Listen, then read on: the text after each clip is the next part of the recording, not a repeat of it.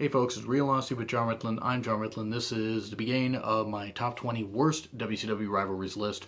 I already did the first part of my best one. Go back and watch it if you haven't.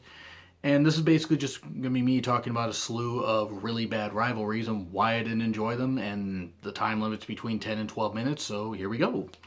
Number 20, Sting versus Bret Hart. I began the best list with Sting and Vampiro, and Sting versus Bret Hart is going to be number 20. Mainly because none of the matches ever popped. I mean, they just didn't work. Like, especially in 98. Like, the Halloween Havoc match in 1998 was just awful. And part of that could be just because they didn't have much build to it. It could be because Bret had a heel turn that was working, but they weren't really going anywhere with. Sting was in the Wolfpack thing where he was, part of the Red and Black. Wolfpack might wind up in the body. It was horrible. Why was Sting part of that group when he was better off as a loner? It just didn't work, but also that match in particular was a mess, and any matches they had afterwards just were not very good. It just didn't work. I mean, it just didn't. As good as both performers are, neither feud worked, or neither match worked. None of the stuff that they had, and the feud just bombed. It bombed really, really bad, which is sad given how good both performers are. Number 19, Nash versus Goldberg. I mean, they zapped Goldberg with a taser. I mean, come on. That's the best they could do. Now, yes, they were piping in the Goldberg chants, and people at Starrcade 98 were chanting Goldberg sucks, because Goldberg was getting overexposed. As over as he was, as much money as he was generating, he was getting overexposed. People were getting a little bit tired of it. Some were. Not all of them, but some of them were getting tired of it. It did not work. It did not work at all. But booking Nash to beat Goldberg straight up would have been one thing. Where, holy crap, he somehow managed to best Goldberg. How was Goldberg going to come back from this?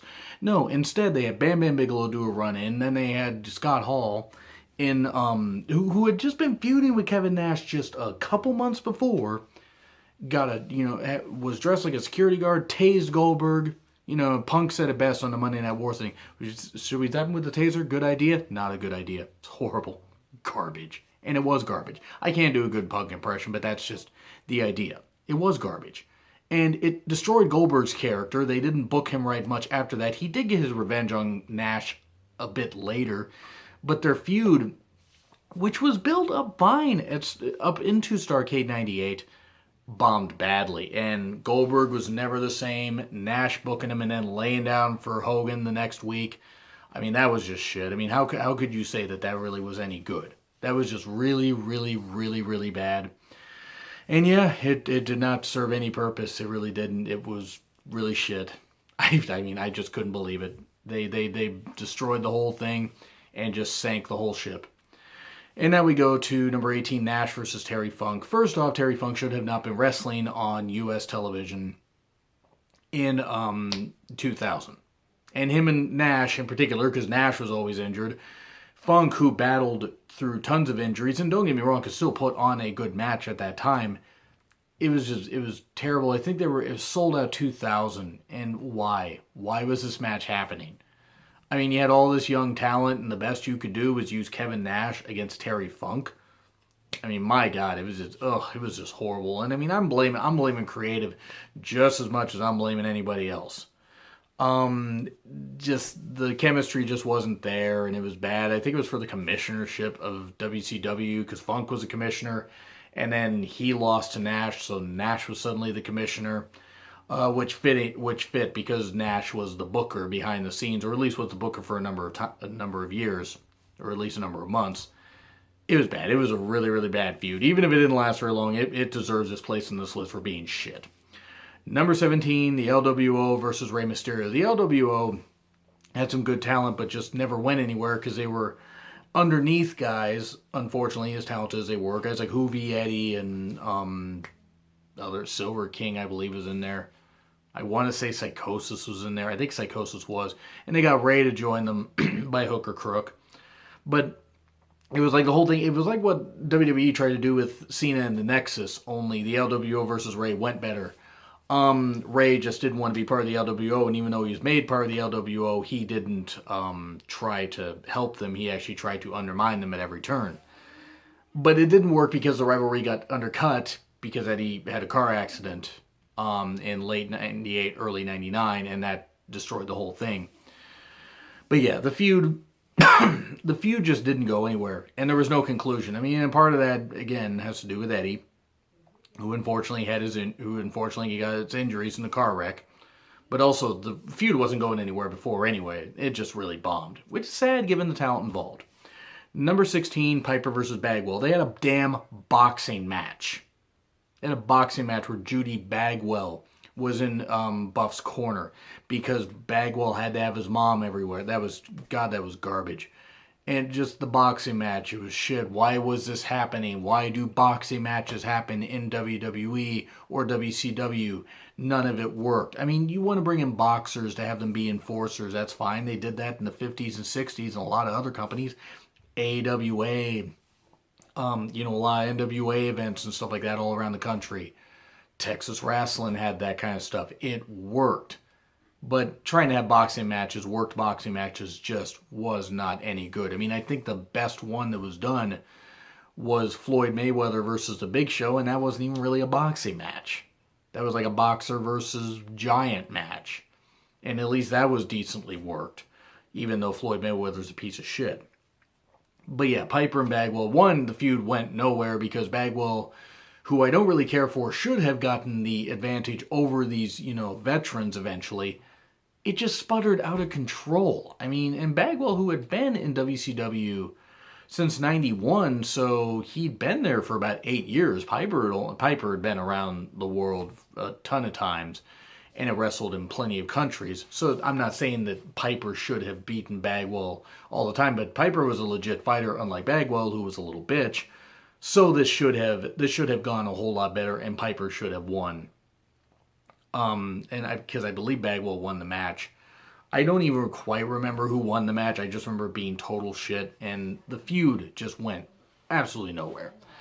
Number 15, Piper versus Flair, because unfortunately both these guys were past their prime at that point. Piper more so than Flair. Flair could still put on some pretty good matches. Piper's injuries and other stuff just really wore him down. Mainly his injuries, because he had to have his hip replaced in 94. I think he even had to have his other hip replaced later. But I know he had to have a hip replaced in 94 because he had the ugly scar down his leg. And I'm not faulting Piper. That's just what happened in the surgery. But yeah, Piper and Flair, just even though they ended up being where they were, they reconciled their friendship. Just they were feuding, and then they were teaming up when Flair was the president for life, and then Piper was the president and Flair was his vice president or whatever. No one cared about any of this stuff, and it was just bad. Even if they were teammates, it wasn't that good because both guys were becoming shells of what they were. Piper more so because of wrestling longer, even though I think actually him and Piper started wrestling around the same time. Actually, Flair might have started wrestling in like 71, 72. Piper, I think, wrestled in the late 60s, started wrestling. But yeah, the feud just wasn't any good. And now we go to number 14, the Nasty Boys versus Public Enemy, because they had almost every damn type of match as a hardcore match on pay-per-view for a number of pay-per-views, and neither one of them were that good. Now, don't get me wrong, the crowd popped, and it seemed like the guys were having fun with it. Nasty Boys couldn't work to save their damn lives. Public Enemy, and I'm not going to necessarily knock Public Enemy, it both could work decently. I'm not going to knock them as much because neither guy is no longer here, or neither guy is here any longer. But the feud just was ridiculous because it was two teams really where the company didn't have anything to do for them or anything for them to do. So, hey, go out here and wrestle. Go out here and do this. Go out here and do that. I don't know. It just didn't serve a purpose. The matches, I guess, were fun. They're fun for one viewing, but if you try watching them again, I mean, the commentary, Bobby Heenan seems to be enjoying himself, but that's about it. I mean, the matches just weren't any good because mainly in part the Nasty Boys just are horrible workers. So that's what I gotta say about that. And number 13, Goldberg versus the NWO. In particular because whether it was in 98 when he took out the NWO in a battle royal at Road Wild 98, or whether he feuded with him a little bit later in the year, or even in '99. Just nothing worked with it. Nothing worked. I mean, that's because once they took the shine off of Goldberg, everybody was the same. But also then he's battling guys that are more popular than him, so they're starting to really turn on Goldberg. Once they did the stupid finish at Starrcade, everything was done. And it's just, Goldberg worked fine if you smashed him over and had him beat guys in a few minutes, but if he didn't do that, it didn't work. And that in particular was just really why the feud didn't work. Plus, Hogan and other guys, even though Hogan put him over in the Georgia Dome, he still was politicking to get the title back. That's what Hulk did. So that's where I'm going to leave this off. Do you agree so far? Do you disagree? Like, share, comment, and subscribe. My Twitter link is in the description. It's been Real Honesty with John Ritlin. I'm John Ritlin. I'll see you soon.